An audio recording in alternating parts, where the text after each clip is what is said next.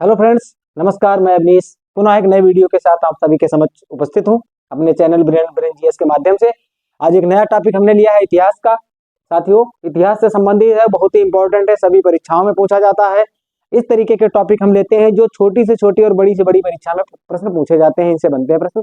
हम अपना वीडियो शुरू करें इससे पहले आप सभी से निवेदन करना चाहेंगे कि मेरे वीडियो को लाइक कमेंट शेयर करना ना भूलें और चैनल को सब्सक्राइब जरूर कर लीजिएगा। आइए देखते हैं एक इतिहास का छोटा सा वीडियो, बहुत ही महत्वपूर्ण, बहुत ही इंपॉर्टेंट, जो कि हमने लिया है दक्षिण भारत से इतिहास से संबंधित है।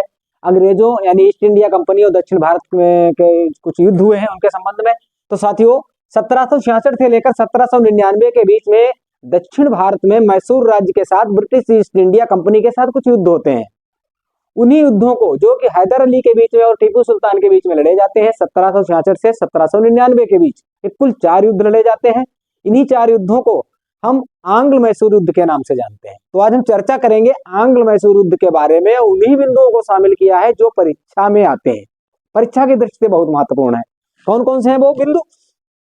तो 1766 से 99 तक तो जो 4 युद्ध लड़े जाते हैं हैदर अली, टीपू सुल्तान और अंग्रेजों के बीच में, जो कि ईस्ट इंडिया कंपनी थी उसमें, उन्हें हम आंग्ल मैसूर युद्ध कहते हैं।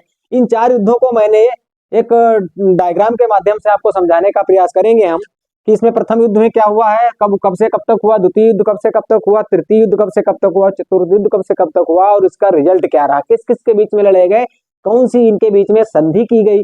इन्हीं से संबंधित परीक्षाओं में प्रश्न बनते हैं। तो हम देखते हैं प्रथम युद्ध। प्रथम आंग्ल मैसूर युद्ध साथियों कब लड़ा गया था? ये 1766 से 1769 तक लड़ा गया था। किसके बीच लड़ा गया था? हैदर अली और लॉर्ड मर्दानी के बीच में लड़ा गया था, जो कि उसमें ईस्ट इंडिया कंपनी से बिलोंग करते थे, लॉर्ड मर्दानी।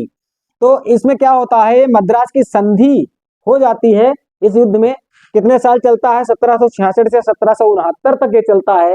इसका कोई रिजल्ट नहीं निकलता है और ये बराबरी पर युद्ध छूट जाता है। इसमें कौन सी संधि की जाती है? तो इसमें मद्रास की संधि की जाती है। कौन सी संधि होती है? मद्रास की संधि। प्रश्न बनता है कि प्रथम युद्ध किस संधि के द्वारा समाप्त किया गया था? तो हमें याद रखना है मद्रास की संधि के द्वारा प्रथम आंग्ल मैसूर युद्ध समाप्त किया गया था। इसका रिजल्ट क्या रहा था? परिणाम था ये बराबरी पर छूटा था। इसी प्रकार हम दूसरे युद्ध को देखेंगे।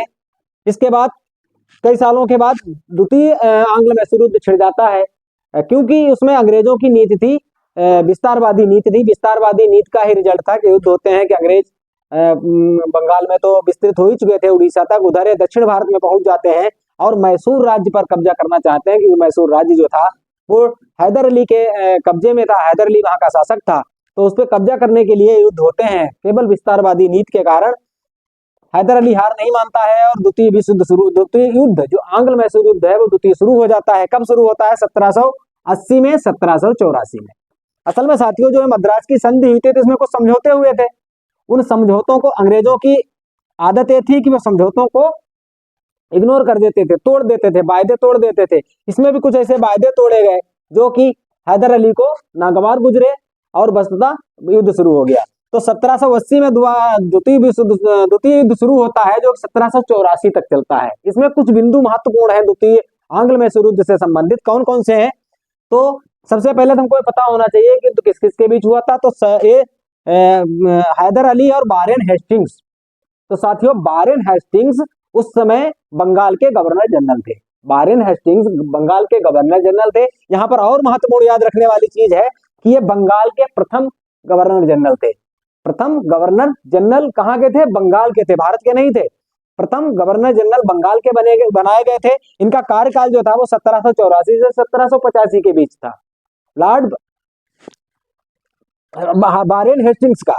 तो ये हैदर अली और वारेन हेस्टिंग्स के मध्य युद्ध शुरू होता है, लेकिन दुर्भाग्य से 1782 में हैदर अली की युद्ध में मौत हो जाती है।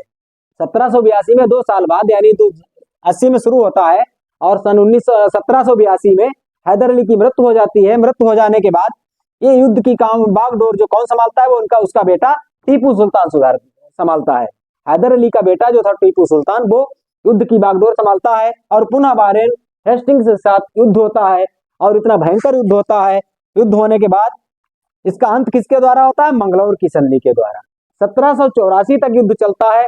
1782 से 1784 तक टीपू सुल्तान के साथ युद्ध होता है और मंगलौर की संधि के द्वारा इस युद्ध की समाप्ति होती है। इसका रिजल्ट क्या होता है साथियों? वो बहुत ही ऐतिहासिक था। वो था कि इसमें टीपू की जीत हो जाती है, टीपू की जीत होती है।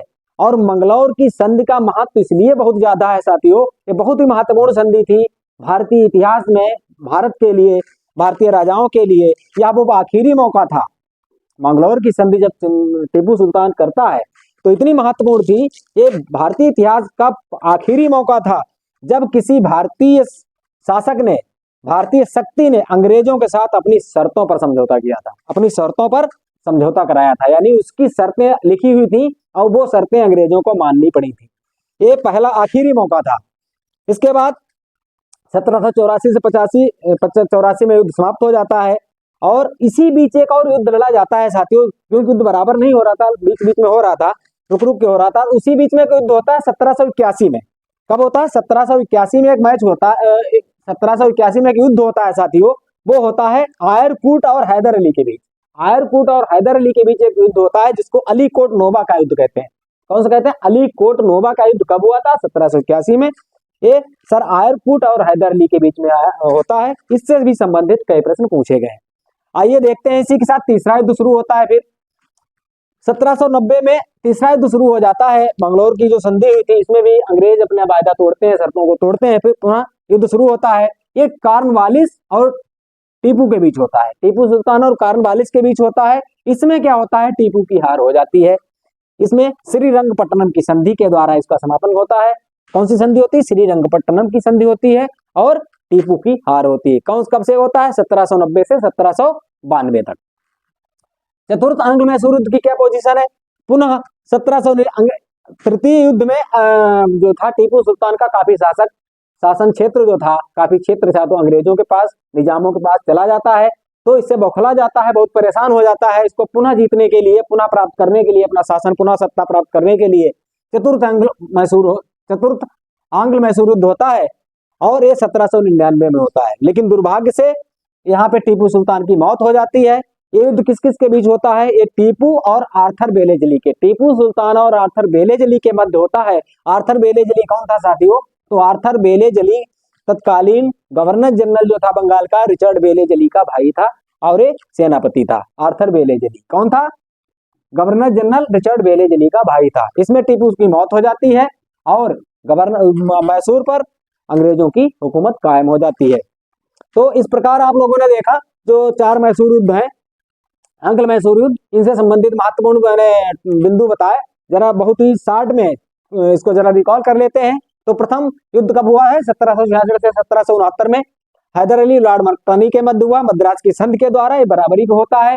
द्वितीय युद्ध 1780 से 1784 के बीच होता है। 1782 तक हैदर अली के साथ होता है और वारेन हेस्टिंग्स, हैदर अली की मृत्यु के बाद इसकी बागडोर टीपू सुल्तान संभालता है और 1784 तक युद्ध होता है। टीपू की जीत होती है और मंगलौर की संधि होती है।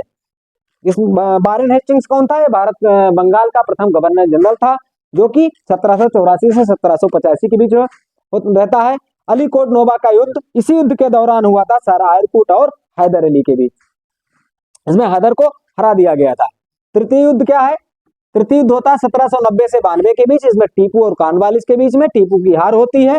श्रीरंगपट्टनम की संधि होती है और इसमें काफी शासन क्षेत्र जो था, उसका काफी राज्य था, अंग्रेजों और निजामों के बीच चला जाता है। इसी से उभरने के लिए पुनः युद्ध करता है टीपू सुल्तान 1799, जिसको चतुर्थ आंग्ल मैसूर युद्ध के नाम से जाना जाता है। टीपू और आर्थर बेलेजली के बीच होता है। आर्थर बेलेजली रिचर्ड बेलेजली का भाई था, जो कि उसमें तत्कालीन गवर्नर जनरल था। इसमें टीपू की मौत हो जाती है और पूर्ण रूप से अंग्रेज जो मैसूर है वो अंग्रेजों यानी ईस्ट इंडिया कंपनी के कब्जे में चला जाता है। ये मंगलौर की संधि जो है बहुत महत्वपूर्ण है। आखिरी मौका था जब किसी हिंदू शासक ने, यानी किसी भारतीय शासक ने अंग्रेजों के साथ मनमाने तरीके से, अपनी इच्छा से शर्तें मनवाई थी। तो कैसा लगा वीडियो आपको? आप लोग कमेंट के माध्यम से जरूर बताइएगा। बहुत ही महत्वपूर्ण वीडियो है, परीक्षा की दृष्टि से छोटा सा वीडियो, आप लोग जरूर देखिए, अपने दोस्तों को शेयर कीजिए, मेरे चैनल को सब्सक्राइब करना ना भूलें। मिलते हैं अगले वीडियो, तब तक के लिए नमस्कार, जय हिंद।